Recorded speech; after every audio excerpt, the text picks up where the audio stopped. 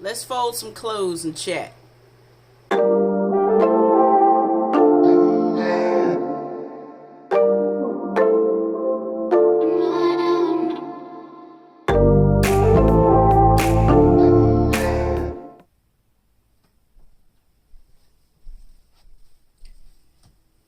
This is what I get for letting laundry pile up.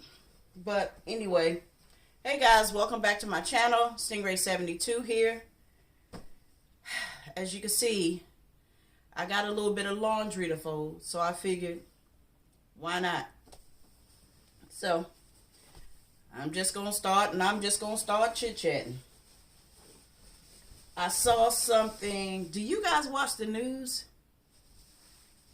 I can pinpoint actually when I stopped watching the news. When I started to rely heavily on social media. Because if there's anything you need to know, and sometimes stuff you don't need to know, the only thing you have to do is turn on social media and you'll get all of everybody's information. So I just stopped relying on the news. One, it's depressing. Seeing and knowing everything that's going on in the world today, locally as well, it's depressing. And I really, really feel for the kids that are growing up now, our kids. Like, I'm 50, our children's ages. I guess those are the millennials, maybe. I don't know how you separate it. Anyway, I kind of feel bad for them because we're not leaving a really good impression, in my opinion, as a society, as in general. I don't think that we're leaving or we're making a good impression because technology is making things so readily available. Like right now, wherever you're watching this video from, whatever state or country you're watching it from,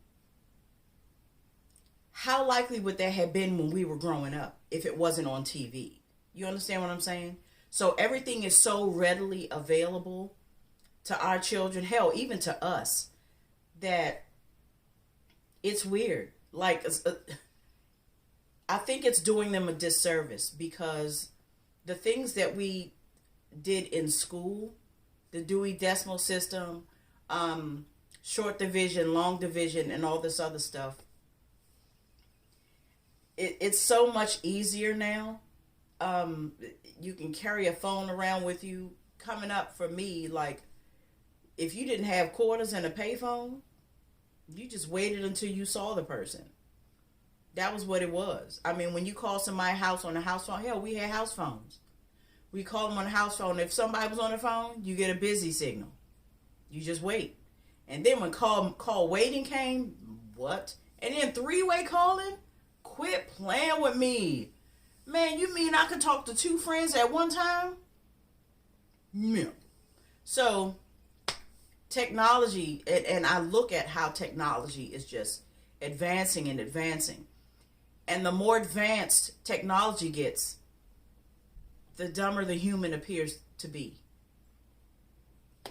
No tea, all shade. Because the more advanced technology gets, the more we depend on it. So if we're depending on this new thing, the old ways are getting farther and farther away. Does that make sense? I don't know. But there I go veering off again. I was talking about news because I went to turn the TV on and it was on a local channel and the news was on. And I'm thinking, well, damn. The news wasn't on for 2 minutes and already they were talking about a killing that had happened to a 14-year-old kid in DC, and I'm like, wait a minute. I ain't had the news on. I ain't even had a chance to go boil water to make my tea, and this is what I'm hearing. And it's not like I want to stay away from that kind of news. I'm supposed to be folding clothes, right? It's not that I want to stay away from it or don't want to hear it. It's just that that's all we're hearing. That's all that's going on. Like there was a story about a kid who, a 13-year-old boy in DC who was killed by someone because there was apparently there were some carjackings or some cars being broken into in this neighborhood in DC, and this man for whatever reason is looking out the window and he sees a little black kid. Was he trying to steal the car or walking past the car? He unloads, shoots. Clearly the boy's running away, or either he doesn't know the man is there, because he shot him 5 or 6 times in the back and then goes to administer CPR. Hold up. If you shot him you shot him multiple times. Multiple times, I believe 5 or 6 times. And now you want to try to save his life? What was the motive of shooting him multiple times? Why not shoot to maim or shoot to disarm? Why is it always shoot to kill? This was a baby. And yes, he was out of the house at 4 in the morning, or 3 or 4 in the morning. But this was a baby. And then for you to quickly have a change of heart, I guess, now you want to go administer CPR? Come on. But that was on the news when I turned the TV on this morning.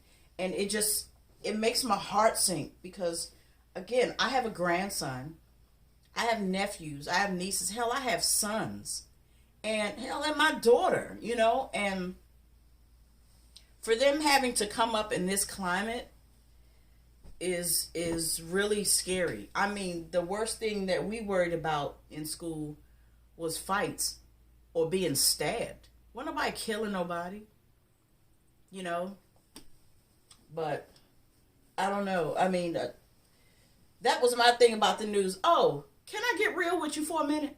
Yes. Okay, thank you. You know what? I'm about to get real. Ooh, look at there. Ooh. Because it was hot up under there. I want to talk to y'all about relationships. I want to talk to you. I want to tell you guys why I got married. For those of you who don't know, this is my second marriage. What I like to call the real marriage. And this is no tea and no shade to my ex-husband or my first marriage. None at all. But by comparison, this is the best life I've ever lived in my life. In ever. That sounds crazy. Best life I ever lived in my life. You get where I'm going with it. Anyway, I didn't start living until I turned 40. That's what I tell my friends. That's what I tell people in general, who ask or, I met my current husband when I was 40 years old. The year I turned 40 years old. And in comparison, I know that I was never in love until I met this man. I always knew, and I always heard about stories of people saying, that I want someone who I can live with and I can be with and be in love with. He's someone that I feel like I can't live without, if that makes sense. You can live with anybody, but I feel like I can't live without him. I don't want to live without him. And I feel I've never been treated this well, this kind, this tenderly, I've never felt this way before, ever. And I knew that my head and my heart agreed. And a lot of times that doesn't happen for people in general, because they'll get into it and be like, oh my God, what was I thinking? Your heart was in it. Or I didn't feel it, but your heart tells you to do something. Well, in this case, my head and my heart agreed. Then and now. And this man is just everything to me. We share a YouTube channel. But I digress. Go check it out. Subscribe. And I'll tell you how we met. My husband is a spoken word artist. And a friend of mine, a really good friend of mine, and a couple of friends of mine, a guy and a girl. Excuse me. It was a Tuesday night, and it was raining. It was miserable outside, and they called me, and she was like, "Girl, let's go hear some poetry." I don't feel like leaving the house. It was a Tuesday. My normal routine was to come home from work, chill out with my kids until it was time to go to bed. I was doing that. I was basking in that. Come on, girl, let's go. She dragged me out the house. Okay, I'll go. So I went, and I met him, and he was a performer. I noticed him when he came into the space, and he came in, he stood in front of the stage, and he was in deep thought, and he just stood and stared at the stage. I could tell he had a lot on his mind. I was like, okay, boy, yeah, you look good. I didn't say anything. So the night went on, and he performed, him and a buddy of his, they performed a piece. And he explained that it was his birthday that night, and that he really didn't want to come. But he felt obligated because he had said he would be there that night to perform. And I thought that was cool. It's like, okay, me too. I didn't want to be here, but here we are. So after he performed, during the performance, he came over, and one of the pieces he was doing, and he came over to me and he grabbed my hand. And I gave him this look like this. Just blank stare. And I did that because every other female in the place, I know that's right. You're not gonna catch me doing that. I'm saying it internally, but you don't need to know what's going on right now, dude. I don't know you. You grabbing my hand. What you doing? Nonetheless, he felt my energy was not there, so he let my hand go. He was like, "Okay, moving on." So whatever. So the night went on, and when the performance was over, before I left, I went over to him to let him and the guy he performed with know it was a great performance. I appreciated it. It was really nice. So I shook his hand. And then my husband, I said, "I want to give you a hug for your birthday." So he stood up. I gave him a hug, and he was releasing me. I said, no, I'm not done yet. So I kept hugging him. That was my way of getting him. And here we are. We exchanged numbers that night. We've been talking and have been with each other every day since.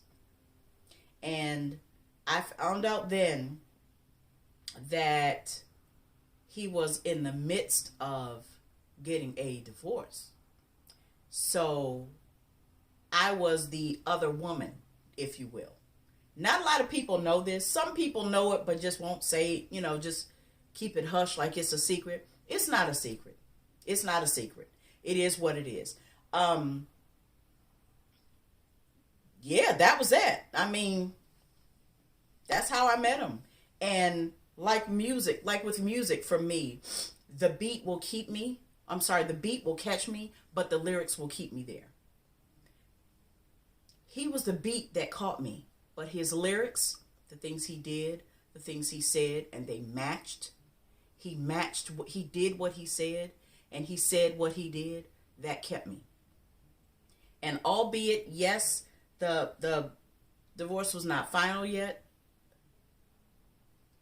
I believe that we played it the right way. I honestly believe that we did. It would not have lasted this long. It would not have gone as smoothly as it did, because it was smooth. It was a smooth transition because we both felt the same way. We were both in a place in our lives. We were traveling the same path and didn't know it until we met each other. And when we met each other, our paths were in sync. And that's kind of rare that you are that in sync with someone, But he's my everything. He's my everything. I mean, of course I have my beautiful babies. Of course my children are my life. He's my everything, I don't want to imagine life without him. I don't want to live life without him. And a friend of mine who knows the situation, or, knows, whatever. And her thing was, Well, if he did that to her, what makes you think he won't do that to you? And my thing is, I don't know. You never know what someone's going to do. I never know what I'm going to do, but I can tell you one thing. I know what I feel, and I know what I love, and I know that he loves me, and I go off of that. And I don't worry about what if he does that to me. I don't worry about that. I've never worried about that. And that's a great feeling, because in my previous marriage, I had to worry about that, you know, and I vowed to never be a cheater, so to speak. So when this came about, of course I had doubts initially, because I said, I'm being the person that's cheating when I hated being the one who's cheated on. But I had to get out of that. And a lot of y'all going to cut me off right here and right now from hearing the story, but this is my truth. And I appreciate you. If you can't handle this, I get it and I understand. But thank God you don't have to live it, because it's my life. You know, and I love the life that I live. I love the life that he's provided me. I love the way that God had us meet. And yes, I say God, because in my opinion and in my life, God leads you down certain paths. You know, so I love it. We haven't had any issues. Those things are done and gone. He's divorced from his first wife. I'm divorced from my first husband. We are living and feeling amazing more and more each day. I love him more and more each day. But that's that. That's why I got married, because I was happy and I felt it was right. And this was the first time that I felt that. Like I said, this is the first time I felt that my head and my heart agreed. And it's been bliss ever since. It's been nothing short of amazing ever since. That's my story. I hope y'all keep watching my videos after this. I really do. Anyway, I'm folding these clothes. Something I'm getting ready to fold that I don't like folding: sheets. I don't use the top sheet. We use the fitted sheet and then our comforter.